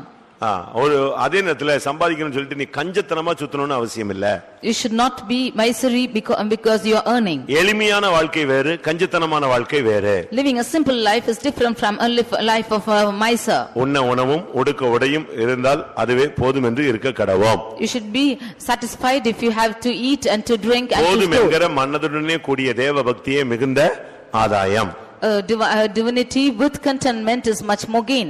குடும்பம் தலைக்கணும்னா நீ அந்த குடும்பத்துக்காக பிரயாசப்பட வேண்டியது அவசியம். If the family should flourish, you have to labor for that family. 98ஆம் சங்கீதம் 3ஆம் வசனத்தை பார்க்கும் பொழுது In 98th Psalm verse 3, அங்கே கிருபையும் உண்மையையும் கர்த்தர் நினைவு கூர்ந்தால் உன் குடும்பம் தலைக்க ஆரம்பிக்கும். if you should rest upon the grace and the truth, your family will flourish. அவர் இஸ்ரவேல் குடும்பத்துக்காக தமது கிருபையையும் உண்மையும் நினைவு கூர்ந்தார். பூமியின் எல்லைகள் எல்லாம் நமது தேவனுடைய ரட்சிப்பை கண்டார். உன்னுடைய குடும்பத்துக்காக தேவன் கிருபையை நினைவு கூறுகிறார். The Lord remembers your mercy and truth for your family. குடும்ப வாழ்க்கைக்கு கிருபை ரொம்ப அவசியம். You need grace for your family life. ஆண்டவருடைய உண்மை நமக்கு அவசியம். We need the truth for the கிருபை இல்லன்னா எந்த பெரிய குடும்பமும் நல்ல அமைந்த குடும்பம் கூட ஒரே நிமிஷத்துல உடைஞ்சு போயிடும். If you have no mercy or grace in 1 second, however great the families, it will be broken. குடும்ப வாழ்க்கைக்கு மிகவும் தேவையானது கிருபை. You need grace for the family life. கிருபை எப்போ கிடைக்கும்? When will the grace be broken? கிருபை எப்போ கிடைக்கும்? How will the grace be broken? சொல்லுங்க. கிருபை எப்போ கிடைக்கும்? When will you receive grace? கூட்டத்துக்கு போனா கிடைக்குமா? Can you receive it when you go for meeting? சொல்லுங்க. அதிகாலையில் அவருடைய கிருபை புதிதாக இருக்கிறது. Early morning his grace is new. காலைதோறும் அவருடைய கிருபைகள் புதிது. Every day his grace is new. காலையில நீ கொஞ்ச நேரமாவது கர்த்தருடைய பாதத்துல விழுந்து கிடந்தேனா உனக்கு கர்த்தர் கிருபை கொடுப்பாரு. உன் குடும்பம் ஸ்மூத்தா ரன் பண்ண ஆரம்பிக்கும். Morning, if you should lay at the feet of God, then your family will run in a smooth manner. The Lord will give you இன்னைக்கு grace. குடும்பங்கள்ல பிரச்சனைக்கு காரணமே கிருபை இல்லாததுதான். The reason why the problem is existing in families without grace. புருஷனோடு வாழ மனைவிக்கு கிருபை இல்ல. There is no grace to live for the wife. மனைவியோடு வாழ புருஷனுக்கு கிருபை இல்ல. To live with a wife, the husband has no grace. பிள்ளைகளை அழகாக பராமரிக்க கிருபை இல்ல. To look after the children, you have no grace. அந்த கிருபை இல்லாதனால தான் அங்க குழப்பங்கள் அதிகரிக்கிறது. Because you have no grace, confusions are existing. உங்களுடைய குடும்பத்துல நடக்க உங்களுக்கு கிருபை இருக்கா? Do you have grace to lead your family? நீங்க டெய்லி இந்த கிருபையை வாங்கிட்டு உங்களுடைய குடும்பத்தை ரன் பண்ணுங்க, எந்த பிரச்சனையும் இருக்காது. You receive this grace every day and run your family, you will have no problems. அதே பிரச்சனை வரும், ஆனா இந்த கிருபை அதை அழகா டாக்கிள் பண்ணி உன்னை கொண்டு போய்டும். The problems will definitely come, but this grace will tackle your problems. அழகா அதே பிரச்சனை, ஐயோ மறுபடியும் இதே பிரச்சனையா அப்படிம்ப, ஆனா கிருபை உனக்கு இருந்துச்சுன்னா அது அழகா நீ கடந்து போயிடுவ. You will think as to why this problem again, but if you have grace, you will beautifully go through. ஆனா ஒரு நாள் நீ எழும்பி அந்த கிருபையை பெற்றுக்கொள்ளாத பட்சத்தில், But if you do not get this grace every day, தேவன் வராத இடத்துல யார் வந்துருவா? where the Lord does not come, இன்னொரு ஆள் உள்ள வந்துருவா. another person will come inside. அவன் கலகத்தின் தேவன். He is the one of confusion. அவன் போட்டு உன் குடும்பத்தை காலையில இருந்தே கலக்க ஆரம்பிச்சிருவான். He will come and confuse the family early in the morning itself. ஒரு மேட்டர் நீ பேசணும்னா பேசலாமா வேண்டாமா ஆண்டவருடைய பாதத்துல கொஞ்ச நேரம் உட்காரு. If you have to speak a matter, you sit in the presence of God, ask him whether you can speak or தெரிஞ்ச not. உடனே அது அறிஞ்ச உடனே அதை கேட்கணும் அப்படிங்கிற கட்டாயம் எல்லாம் கிடையாது. You should not have an urging to ask that matter immediately after you know. அது சரியா இருந்தாலும் தவறா இருந்தாலும், May it be good or bad. அதை பேசலாமா வேண்டாமான்னு கொஞ்ச நேரம் பாதத்துல தேவனுடைய பாதத்துல உட்காரு. Be in the feet of God and ask whether you can speak it or not. ஆண்டவரே இந்த காரியத்தை நான் கேட்கலாமா? Lord, can I ask this matter? ஆண்டவரே இந்த காரியத்தை நான் பேசலாமா? Lord, can I speak this matter? இது பேட்டா வித்தியாசமா வருமா? Will it come contrary if I நீங்க speak? என்ன எதிர்பார்க்கறீங்க? What do you expect? ஆண்டவர் மௌனமா இருந்தா மௌனமா இரு, ஏன்னா அவர் யுத்தம் பண்ண போறாருன்னு அர்த்தம். If the Lord asks you to be silent, he will work for you, so be நீ silent. உன்னை மௌனமா இருக்க சொன்னா மௌனமா இரு, உன்னை பேச சொன்னா நீ பேசு. If he asks you to be silent, be silent. If he asks you to speak, மௌனமாக எரிகோவை சுத்தி வர வேண்டிய ஒரு நேரம் உண்டு. it's a time to be silent and come around Jericho. ஆர்ப்பரிப்போடு எரிகோவை சுத்தி வர வேண்டிய நேரமும் உண்டு. There is a time to come around Jericho with rejoicing. அதனால நீங்க எந்த நேரத்துல எப்படி செய்யணும்னு ஆண்டவர்ட்ட கேளுங்க. Therefore you ask God as to what you should do at what time. நான் இவ்வளவு நாள் மௌனமா இருந்ததா எல்லாரும் என் தலை மேல ஏறி போயிட்டாங்க அப்படிங்கறியா? Do you say that I have been silent all these days, they have gone across my head? அது ஒரு காலம். That's a time for that. சங்கீதக்காரன் என்ன சொல்லுகிறான்? Psalmist, what does he say? தீயையும் தண்ணீரையும் கடந்து வந்தோம். I have gone through waters and fire. மனுஷரை எங்கள் தலையின் மேல் ஏறி போக வைத்து விட்டீர். And thou hast caused men to ride upon our heads. ஆனா என்ன நடந்தது? But what happened? செழிப்பான இடத்துல எங்களை கொண்டு வந்து விட்டு விட்டீர். You have brought to a fertile land. 66ஆம் சங்கீதம் 12ஆம் வசனம். 66 Psalm verse 12. மனுஷரே எங்கள் தலையின் மேல் ஏறி போக பண்ணினீர், தீயையும் தண்ணீரையும் கடந்து வந்தோம், செழிப்பான இடத்தில் எங்களை கொண்டு வந்து விட்டீர். மனுஷரை எங்கள் தலையின் மேல கூட ஏறி போக வச்சிட்டீங்க, ஆனாலும் எங்களை செழிப்பான இடத்துல கொண்டு வந்து விட்டு விட்டீர். There was cost even to men to ride our heads, but you have brought us to a wealthy place. அதனால தேவனுடைய கிருபையை பெற்றுக்கொள்ளுங்கள். Therefore receive the grace of God. ஒவ்வொருவரும் நீங்க அதாவது புருஷன் மாத்திரமல்ல, மனைவி மாத்திரமல்ல, பிள்ளைகள் மாத்திரம் எல்லாரும் தேவனுடைய கிருபையில இருந்தா கிருபைக்கு மோதலே உண்டாகாது. For a husband, wife or children, if there is grace, there will be no contrary to it. கிருபைக்கு வந்து பிரச்சனையே கிடையாது. There will be no problems for grace. நீ கிருபையை பெற்றுட்டு அது கிருபை இல்லாம இருக்கும்போது தான் நீ சொல்ற காரியத்தை அவங்க அக்செப்ட் பண்ண முடியல. If you have the grace and they do not have it, they cannot accept what you say. வாழ்க்கைக்கு தேவை உண்டே குடும்பத்துக்கு இஸ்ரவேல் குடும்பத்துக்கு கர்த்தர் கிருபையை நினைவு கூர்ந்தார். Therefore the Lord thought upon the grace upon the children of Israel. காலையில கொஞ்ச நேரம் எழும்பி உட்காரு. You get up in the morning and sit for some time. ஆண்டவருடைய கிருபையை நோக்கி பார். You will look upon the grace for some உம்முடைய time. முகத்தை என்னுடைய முகத்தை தேடுங்கள் என்று சொன்னீரே கர்த்தாவே உம்முடைய முகத்தையே தேடுகிறோம். Lord, you said you asked to seek your face and we seek for your face. அந்த கிருபை கிடைச்சிருச்சுன்னு வெச்சுக்கோங்களேன். When you receive that grace, அன்னைக்கு ஃபுல்லா உனக்கு இளைப்பாறுதலா இருக்கும். the whole of the day you will be at rest. அந்த கிருபை உனக்கு முன்னாக போய் எல்லாத்தையும் கிளியர் பண்ணிடும். That grace will go before you and clear all your ஒரு problems. மனிதன் சொல்றான் கிருபை என் மேல் இருக்கிறதே. One man says that your grace is upon me. அதே இன்னொரு மனிதன் சொல்றான் கிருபை என்னை சூழ்ந்து இருக்கிறதே. Another man says that your grace is surrounding me. கிருபையில நான் நிற்கிறேன். I am standing within அந்த grace. கிருபை என்னை தாங்குகிறதே. And that grace is upholding me. என்னை செயல்பட வைப்பது தேவனுடைய கிருபையே. It's the grace of God which is making me to work. எல்லாமே கிருபைன்னு வரும் பொழுது அங்க பிரச்சனையே கிடையாது. When everything comes under grace, there's no problem at all. கிருபை இல்லாத குடும்பங்கள் தான் சீரழிகிறது. The families without grace is being scattered. உங்க வீடுகள்ல திடீர்னு ஒரு குழப்பம் வருதுன்னு சொன்னா அன்னைக்கு அங்க கிருபை ஏதோ ஒரு விதத்துல நஷ்டப்பட்டுச்சுன்னு அர்த்தம். If there is a confusion in your family, then you should see that your grace is destroyed somewhere that கிருபை day. நஷ்டப்படும் பொழுது தான் குழப்பம் ஜாஸ்தி ஆகும். உடனே நீ என்ன செய்யணும்? கர்த்தருடைய பாதத்தில் விழுந்து கர்த்தாவே கிருபை தாருன்னு கேட்கணும். Only when grace is being destroyed, immediately you should fall at the feet of Jesus and say, "The God give me more grace." உங்க குடும்பம் எப்படி இருக்கு? கிருபைனால நல்லா இருக்கு அப்படின்னு சொல்லணுமே தவிர நான் இப்போ அப்படி மாறிட்டேன்ல அதனால இப்போ ரொம்ப பயந்து போய் இருக்காங்க அப்படி சொல்லக்கூடாது. கிருபையினால நல்லா இருக்குன்னு நீ சொல்லி பழகு. You should always say, "My family is well by the grace of God," and not to say that I have changed and therefore they are in this state. 135 சங்கீதம் 20 வசனத்துல நீங்க துதிக்கும் பொழுது இந்த கிருபை உங்களுக்கு கிடைக்கிறது. Psalm 135 verse 20 we see when you praise God you receive this grace. Levi குடும்பத்தாரே கர்த்தரை ஸ்தோத்திரியுங்கள், கர்த்தருக்கு பயந்தவர்களே கர்த்தரை ஸ்தோத்திரியுங்கள். லேவி குடும்பத்தாரே கர்த்தருக்கு பயந்தவர்களே கர்த்தரை ஸ்தோத்திரியுங்கள். O house of Levi, he that fear the Lord bless the Lord. நீ கர்த்தருக்கு பயந்தேன்னா தானாகவே ஸ்தோத்திரம் பண்ணிட்டே இருப்பாய். If you will fear the Lord, you will automatically praise God. வீட்ல ஒரு சின்ன பிரச்சனை நீ வாய்க்குள்ளேயே ஸ்தோத்திரம் பண்ணு, மனதுக்குள்ளேயே ஸ்தோத்திரம் பண்ணு, அந்த ஆவி அடிபட்டு போயிடும். If you have a small problem, then in your mind you keep praising God, that spirit will be defeated. ஒரு சின்ன காரியம்னா ஸ்தோத்திரம் பண்ணிட்டே இரு. லேவியின் குடும்பம் இல்ல, நீ கர்த்தருக்கு பயந்தவனுடைய குடும்பம் அல்லவா, நீ உடனே ஸ்தோத்திரம் பண்ணிட்டே இரு, அந்த ஆவி அழிக்கப்பட்டு போயிடும். Are you not the house of Levi who that fears the Lord? Therefore you keep praising God, then that spirit will be destroyed. நீங்க அப்படி ஸ்தோத்திரம் பண்றீங்களா? Are you praising like this? நீங்க என்ன முறுமுறுக்கிறீங்கன்னா அவன் செஞ்சது அவன் பார்த்தது அவன் நடத்தினதெல்லாம் முறுமுறுப்பீங்க. அவங்க யோபான் எதுக்கு முறுமுறுக்கிறாமா? நீங்க ஸ்தோத்திரம் ஸ்தோத்திரம் ஸ்தோத்திரம்னுங்க, அந்த ஆவி அப்படியே ஆஃப் ஆயிடும். What you are murmuring against is what he has done or what he has seen. You are only murmuring about this, but if you praise God, that spirit will be subsided. நீங்க அப்படி உங்களுக்கு practice இருக்கா? Is there a practice like this? அப்படி இல்ல, நம்ம அப்படி அவ்வளவு கிருபை இல்ல நம்ம அநேகருக்கு. Many of us do not have such a grace. உடனே அவங்க ஹிஸ்டரியை ஸ்டார்ட் பண்ண உடனே இவங்களும் ஹிஸ்டரியை ஸ்டார்ட் பண்ணிடுறாங்க. If he should start his history, then they also will proceed with it. அப்படிலாம் பேசி பழக கூடாது. Should not talk like this. அது கடந்த காலமா இருக்கலாம். That should be your previous days. ஆனா இப்பொழுது இனிமே நீங்க உங்க வாயில இருந்து கிருபையை நீங்க ஸ்தோத்திரத்தை உபயோகிங்க. But hereafter you should only utter praises in your mouth. அது ஒரு பட்டயம். That is a weapon. நீங்க சும்மா இருக்கும்போது கூட உங்க வாயில இருந்து ஸ்தோத்திரம் வந்துட்டே இருக்கட்டும். When you are simply sitting, you should have praise in your mouth. உங்க வாயில இருந்து அப்படி பழக்கம் இருக்கா? Do you have such a practice? கர்த்தரை துதிக்கும் துதி எப்பொழுதும் என்னுடைய வாயில் இருக்கும். The praise of God is always upon my mouth. நீங்க மற்ற சபைக்காரங்க மற்ற மார்க்கத்துக்காரங்களை பாருங்க, எப்பொழுதும் முணுமுணுத்துக்கிட்டே இருக்கிறான். Look at other church people or other religion, they are only enchanting always. பாத்திருக்கீங்களா? அந்த ஜெபமாலையை உருட்டிட்டே இருப்பாங்க. They will always roll over that prayer chain. நான் நம்முடைய விசுவாசி ஒரு வீட்டுக்கு போயிருந்தேன். I went to a believer's house.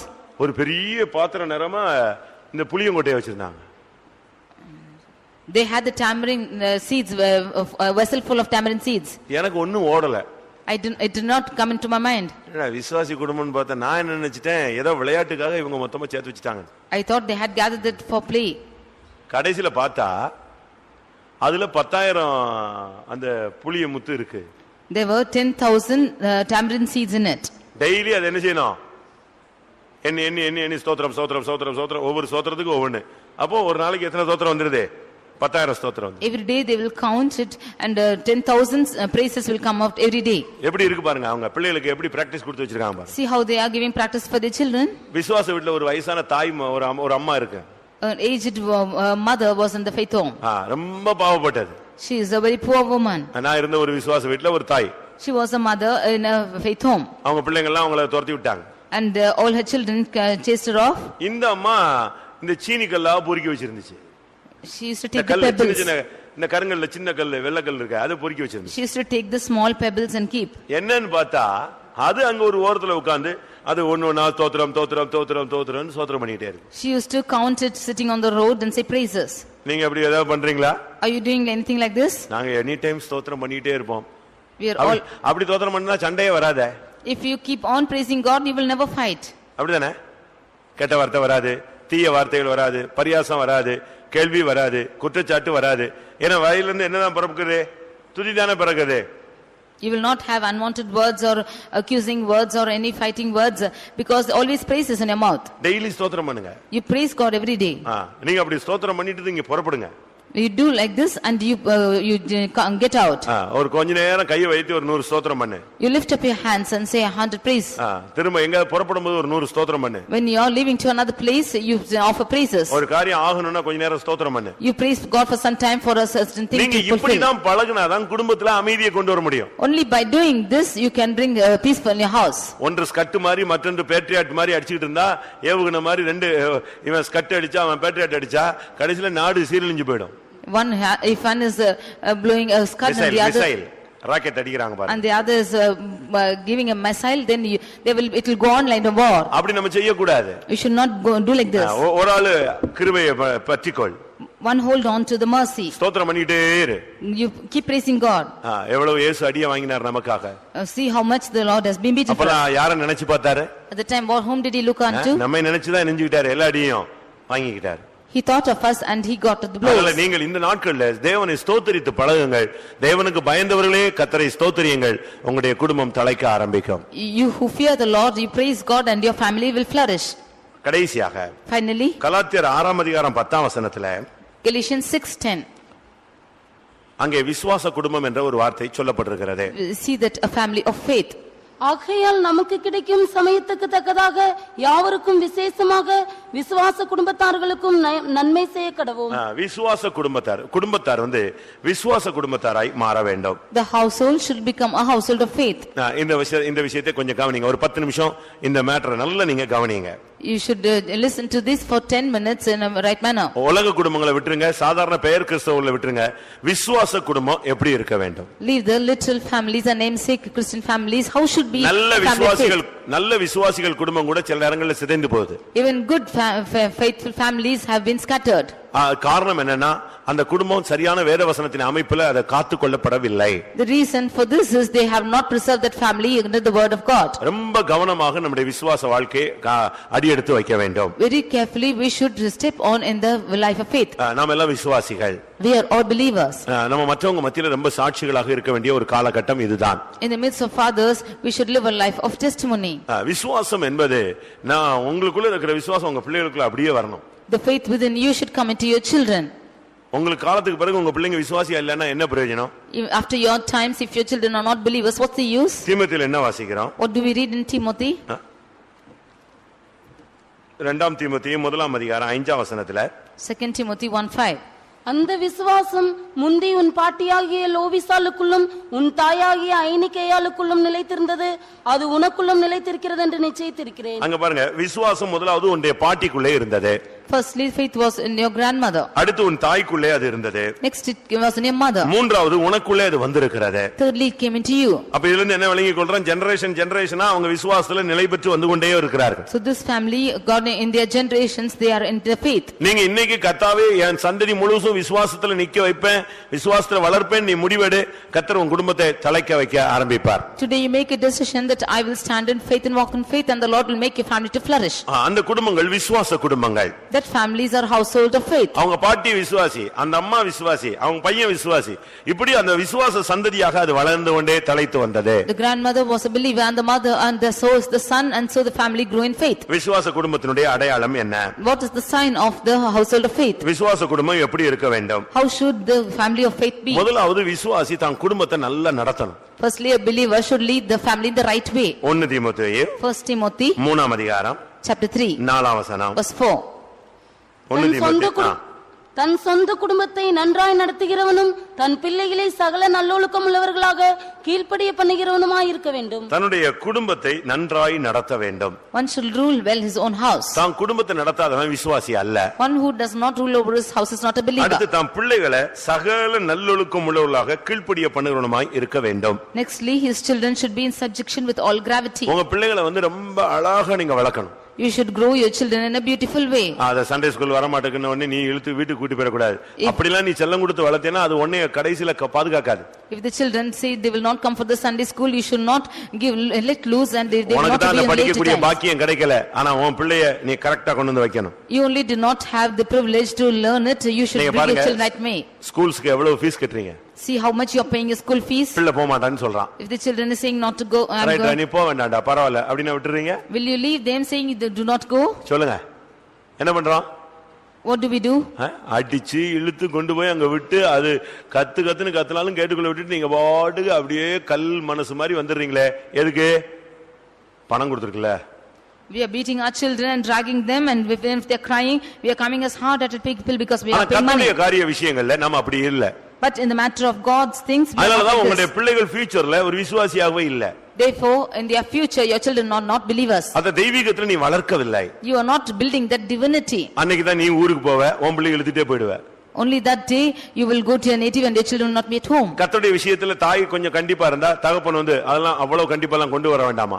அப்போ இவன மாதிரி தான் அது கெடுகட்டதா மாறும். If the mother is strict in God's things, then the father says you should not be strict, and they ரெண்டு பேரும் ஒரே மைண்ட்ல தான் உங்க பிள்ளைகளை வளர்க்கணும். Both of them should grow their children in the same mind. ரெண்டு பேருக்கும் ரெண்டு மைண்ட் இருக்கவே கூடாது. Both of them should not have dual thoughts. உன் குடும்பத்தை நீ நன்றாய் நடத்தணும். சகல நல்லொழுக்கத்துல உன் பிள்ளைகளை நீ கண்ட்ரோல் பண்ணி கொண்டு வைக்கணும். You should rule your children, your house in a good manner, and control your children in good ways. அதுல அவங்க இப்படி வளர்க்கறாங்க நான் இப்படி வளர்க்கறேன் அப்படி மத்தவனை பார்த்துலாம் நீ வளர்க்க வேண்டிய அவசியம் இல்ல. Do not compare others and lead your children in that way.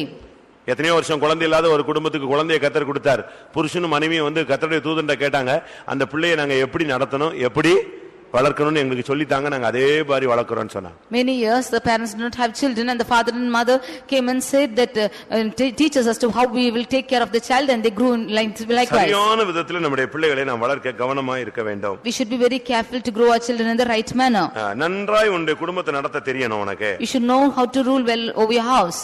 ஒரு சிலர்லாம் பாருங்க வருஷம் கல்யாணம் ஆகி எத்தனையோ வருஷம் ஆச்சு சண்டை போட்டுட்டே இருக்கான். காரணம் என்ன தெரியுமா? இன்னும் புருஷனை அவ ஸ்டடி பண்ணவே இல்ல, மனைவி அவ அவன் ஸ்டடி பண்ணவே இல்ல. Some of them are still fighting after many years of marriage because they are still not studied their husband or their wife. ஒரு மாசம் கல்யாணம் ஆகி ஒரு மாசத்திலே புருஷன் யாரு அப்படினு படிச்சிரணும். You should learn as to how your husband is even in 1 month after your marriage. அதுக்கு ஏத்த மாதிரி உன் லைஃபை மாத்து, லைஃப் ஸ்டைலை மாத்து. And change your lifestyle accordingly. ஒரே மாசத்துல மனைவி யாருன்னு கத்துக்கணும். அதுக்கு ஏத்த மாதிரி உன் லைஃப் ஸ்டைலை அவளுக்கு ஏத்த மாதிரி மாத்து. You should learn in 1 month of your wife is and change your lifestyle accordingly. இல்லன்னு சொன்னா நீ உன் ஸ்டைல்ல அவளை இழுத்துட்டு வரணும்னு நீ ட்ரை பண்ண, அவ தான் ஸ்டைல்ல இழுக்கணும் அவ இழுக்க, கடைசில ரெண்டுக்கு நடுவுல பிசாசு பூதுற, கடைசில ரெண்டு பேரும் தனித்தனியா போயிட வேண்டியதான். If you should drag your wife in your style or your husband in your style, then Satan will enter it and scatter you abroad. நீ இறங்கி வர வேண்டிய இடத்துல நீ இறங்கணும், அவ இறங்கி வர வேண்டிய இடத்துல அவளும் இறங்கி வர வேண்டும். Where you have to come down, you have to come down. Where she has to come down, she has to come down. 1 தீமோத்தேயு 3:12லயும் இதே வார்த்தை சொல்லி இருக்கிறது. 1 Timothy 3:12 we read this verse. மேலும் உதவிக்காரனான ஒரே மனைவியுடைய புருஷன் தங்கள் பிள்ளைகளையும் தன் சொந்த குடும்பங்களை நன்றாய் நடத்துகிறவராய் இருக்க வேண்டும். Let the deacons be the husbands of one wife, ruling their children and their own houses well. நன்றாய் நடத்தணும். They should lead in well. ஏதாவது வீட்ல துக்கம்னா உடனே ஏன் என்னன்னு விசாரி. If there is a sorrow in that house, you immediately inquire as to what it is. ஏன் சாப்பிடல? Why didn't you eat? நம்ம அப்படி இல்ல, சாப்பிடாம கடந்தா பரவாயில்ல கடக்கட்டும் அப்படியே புத்தி வரட்டும் அப்படினு போயிட்டே இருப்பான். We are not like that. We'll think, if they are not eating, let them go, let them get their own mind. ஆனா 1 சாமுவேல் என்ன சொல்லி இருக்கு? But what is told in 1 Samuel? அந்த எல்கானா தன்னுடைய மனைவியாகிய அன்னாளை பார்த்து சொல்வான், ஏன் சாப்பிடாத இருக்கிறாய்? Here Elkanah is looking at his wife and asks her. 1 Samuel 1:8ல இருக்கு, ஏன் அழுகிறாய், ஏன் சாப்பிடாத இருக்கிறாய், ஏன் சஞ்சலப்படுகிறாய்? ஏன்னா அவன் புருஷன், இவன் புருஷன் இல்லையே. First Samuel 1:8, he is asking, the husband is asking, why weepest thou, why eatest thou not, and why is your heart grieved? உனக்கு குடும்பத்தை குறித்து ஒரு பாரம் இருக்கணும். ஏன் சாப்பிடல, பையன் ஏன் வரல, பிள்ளை ஏன் வரல, ஏன் லேட்டா வந்துச்சு, என்ன காரணம், ஏன் சர்ச்சுக்கு போகல, ஏன் ஜெபம் நடக்கல, இதெல்லாம் ஒரு விசாரிப்பு உனக்கு இருந்துகிட்டே இருக்க வேண்டும். You should have a burden concerning your children as to why he did not come and where he is going through, why he didn't come to church, or why he did not pray and so on. 1 தீமோத்தேயு 5:4 பார்க்கும் பொழுது 1 Timothy 5:4, அந்த குடும்பத்தை எப்படி விசாரிக்கணும்னு அங்க அழகா சொல்லிருக்கு. you can read as to how we should inquire the family. விதவையானவளுக்கு பிள்ளைகளாவது பேரன் பேத்திகளாவது இருந்தால் இவர்கள் முதலாவது தங்கள் சொந்த குடும்பத்தை தேவ பக்தியாய் விசாரித்து எப்படி விசாரிக்கணும்? How should they require the இவர்கள் family? முதலாவது தங்கள் குடும்பத்தை நன்றாய் விசாரிக்கணும். எப்படி விசாரிக்கணும்? தேவ பக்தியாய் விசாரிக்கணும். He should require them before in the fear of God. நல்லா குடும்பத்தை விசாரிக்கணும்னு நீ எங்க போன, நான் போன உடனே எங்க போன, நீ எங்க போன, நீ எத்தனை மணிக்கு ஏன் வரல, இப்படி விசாரிச்சு சந்தேக பிசாசுக்கு இடம் கொடுத்து சண்டை போடுறதுக்கு தான் நல்லா விசாரிக்க, அப்படிப்பட்ட அர்த்தம் அல்ல. Not to give room for the fighting and saying that why you did not come and where you went and inquiring them of their needs. No, you should not go mad like this. இவர்கள் முதலாவது தங்கள் சொந்த குடும்பத்தை எப்படி விசாரிக்கணும்? தேவபக்தியாய் விசாரிக்கணும். Firstly, they should show piety to their own family and require them. ஜெபம் பண்ணிட்டீங்களா?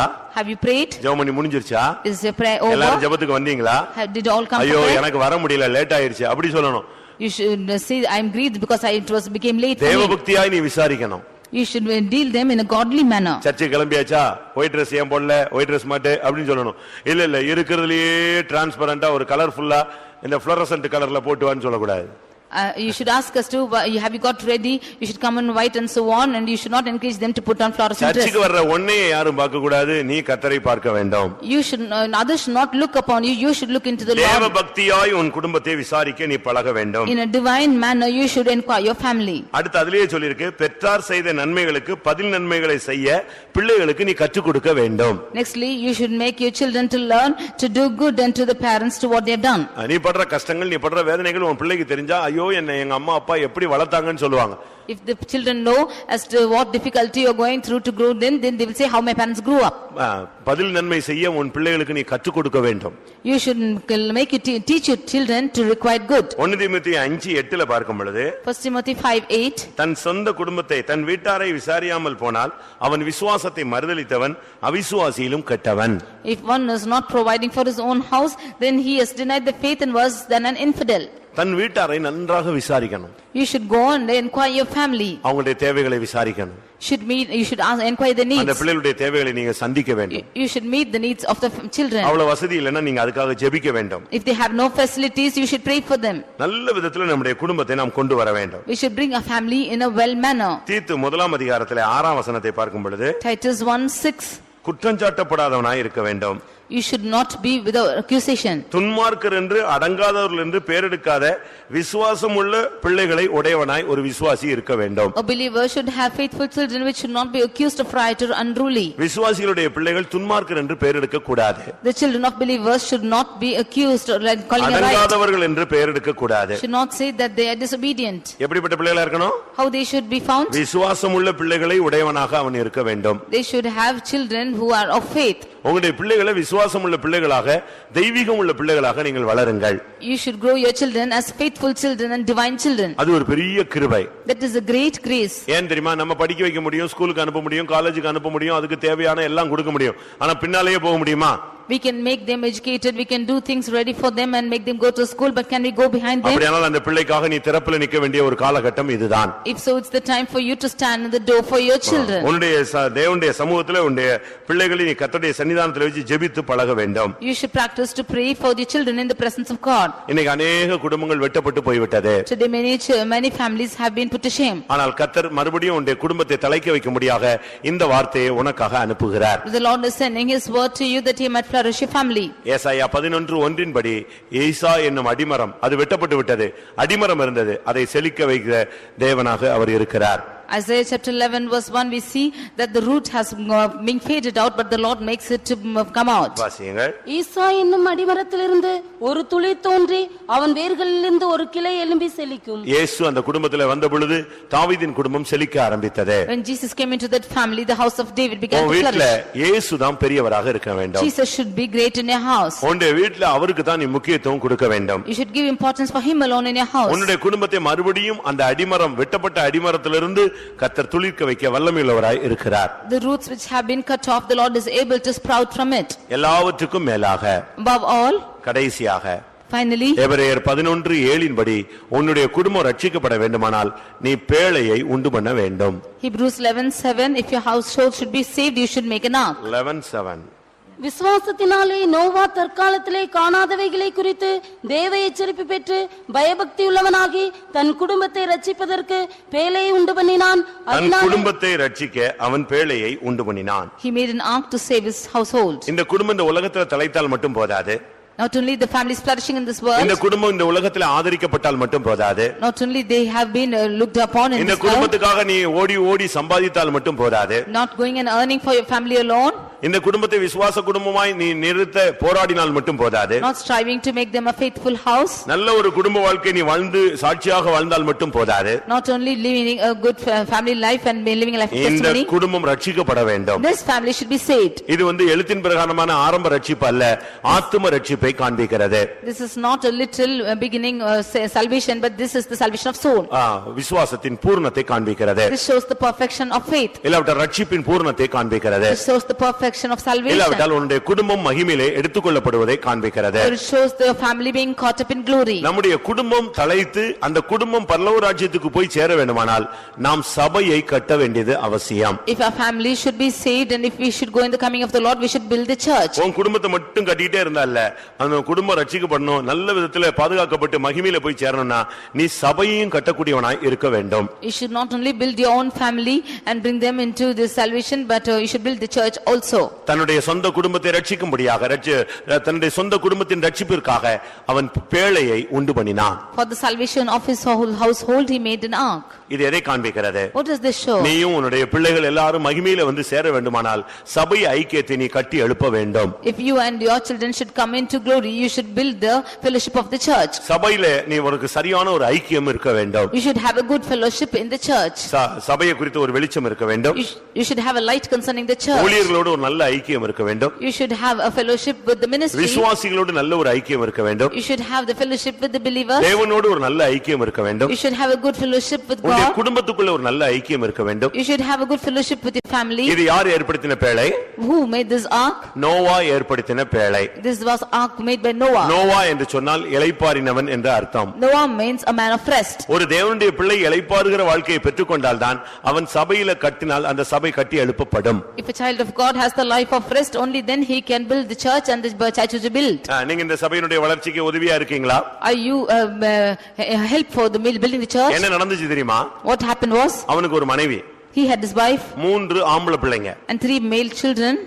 அவங்க 3 பேருக்கும் கல்யாணம் கட்டி வச்சிருந்தான். 3 of them got married. இப்ப 3 மருமகள்கள் அந்த குடும்பத்திலே இணைந்து விட்டார்கள். And the 3 daughter-in-laws were united with the நீங்க family. பாருங்க, எனக்கு ஆச்சரியமா இருந்துச்சு.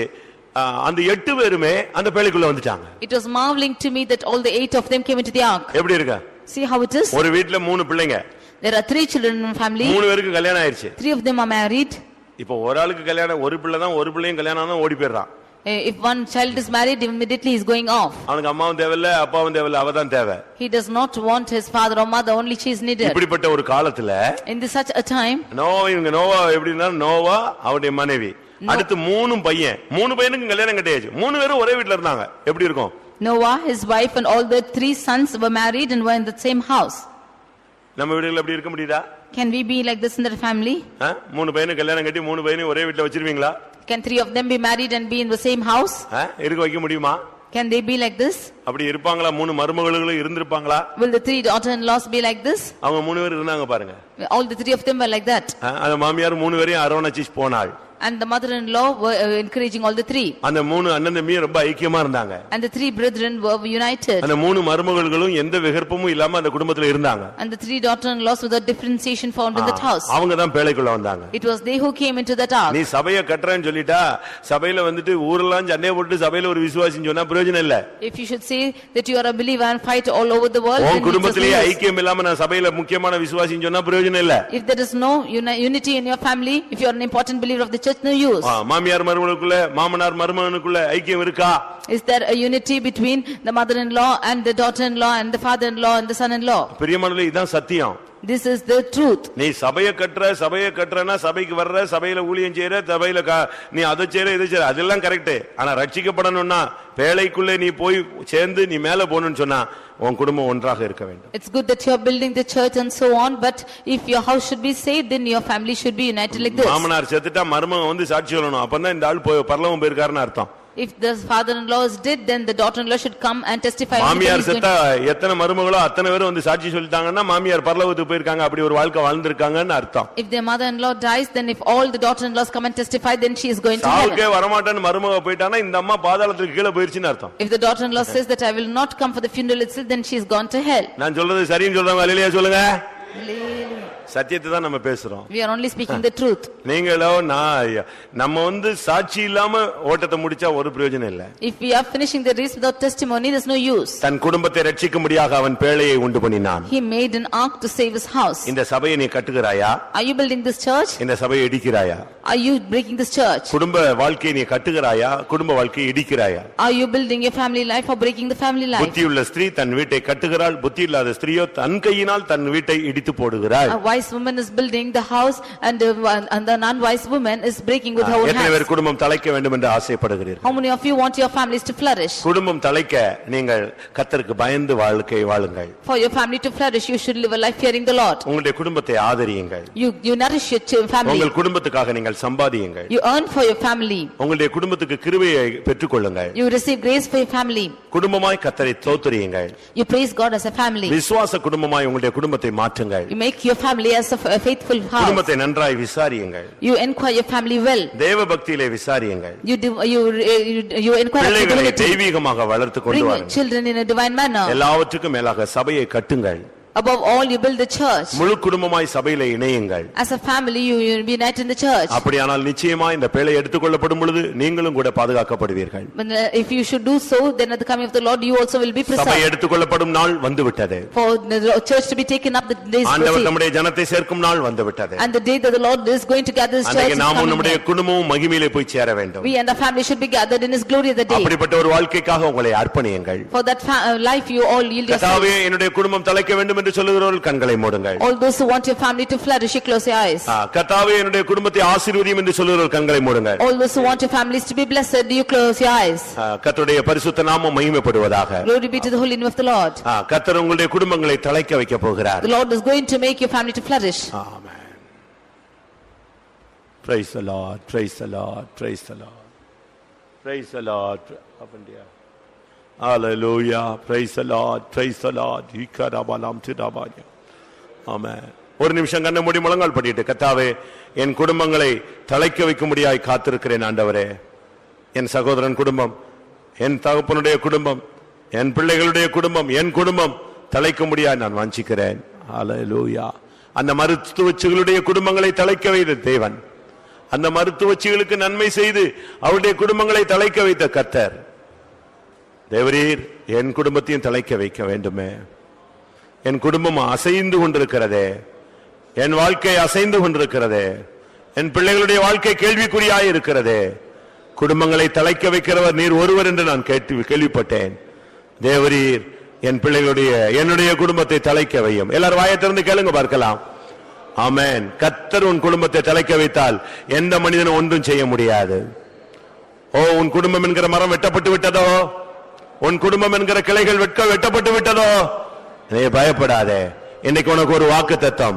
ஈசா என்னும் அடிமரத்திலிருந்து ஒரு கிளை, அந்த வேரிலிருந்து ஒரு கிளை முளைக்கும், அது செழிக்கும். ஆமென். தலைக்காத குடும்பங்களை தலைக்க வைக்க தேவனால் முடியும்.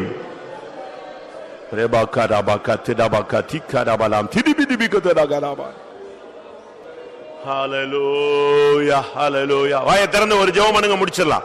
எல்லாரும் வாயை திறந்து, கர்த்தாவே எங்களுடைய சபையில் உள்ள குடும்பங்கள் எல்லாம் தலைக்கணும். ஹalleluya. எல்லாம் விசுவாச குடும்பங்களாய் மாற வேண்டும். ஒவ்வொரு குடும்பங்களும் தலைக்க வேண்டும். ஹalleluya. எல்லா குடும்பங்களும் அந்த பேழைக்குள்ளே வர வேண்டும். நித்திய அழிவிலிருந்து ரட்சிக்கப்பட வேண்டும்.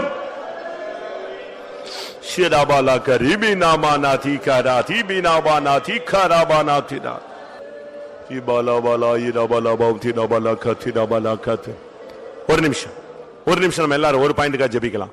குடும்பங்களை தலைக்க விடாமல் அடிக்கடி அதை வெட்டி கொண்டே இருக்கிற, இல்லாவிட்டால் அதை தடுத்து கொண்டிருக்கிற ஆவியை எல்லாரும் ஒருமனப்பட்டு கட்டுவோம். ஹalleluya.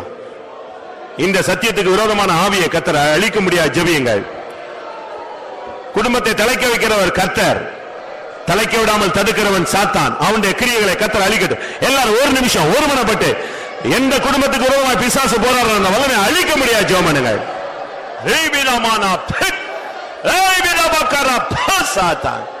குடும்பங்களை தலைக்க விடாமல் தடுக்கிறவன். அடுத்த ஒரு ஜெபம். என்னென்ன குடும்பங்கள் நசுங்கி ஒரு மாதிரி கிடக்குதோ அந்த குடும்பங்கள்லாம் இன்னைக்கு பிறகு, இந்த ஜெபத்துக்கு பிறகு எல்லா குடும்பங்களும் நல்ல துளிர் விடணும். சமாதானம் துளிர் விடணும், விசுவாசம் துளிர் விடணும், அன்பு துளிர் விடணும், தெய்வீகம் துளிர் விடணும். எல்லா குடும்பமும் தலைக்கணும். கர்த்தர் உதவி செய்ய முடியாது. உதவி செய்ய ஜெபம் பண்ணுங்கள். ஆமென். ஈசா என்னும் அடிமரத்தில் இருந்து அதன் வேரில் இருந்து ஒரு கிளை தோன்றி எழும்பி அதை செழிக்கும் என்று சொன்னவரே, ஒவ்வொரு குடும்பங்களையும் செழிக்கவையும் தலைக்கவையும் ஆண்டவர்.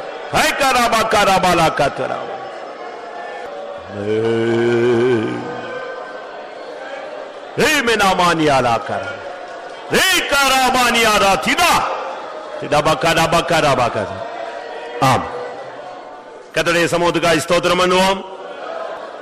நம்முடைய குடும்பங்கள் தலைக்கும்படியாக தேவன் சொன்ன வார்த்தைகளுக்காய் ஸ்தோத்திரம் பண்ணுவோம். ஏன் தலைக்கவில்லை என்ற காரணத்தை புரிந்து கொள்ள உதவி செய்தபடினாலும் ஸ்தோத்திரம் பண்ணுவோம். தலைக்க வைக்கிறோடைய கரங்களில் நம்மை சமர்ப்பிக்க உதவி செய்தபடினாலும் ஸ்தோத்திரம் பண்ணுவோம். எல்லாவற்றுக்கும் மேலாக பேழையை உண்டு பண்ணி நோவா அதற்குள்ளே தன்னுடைய குடும்பத்தோடு பிரவேசித்தது போல நாமும் மகிமையிலே பிரவேசிக்க உதவி செய்ய முடியாது. ஸ்தோத்திரம் பண்ணுவோம். எல்லா கன மகிமை அவருக்கே செலுத்தி ஸ்தோத்திரம் பண்ணுவோம்.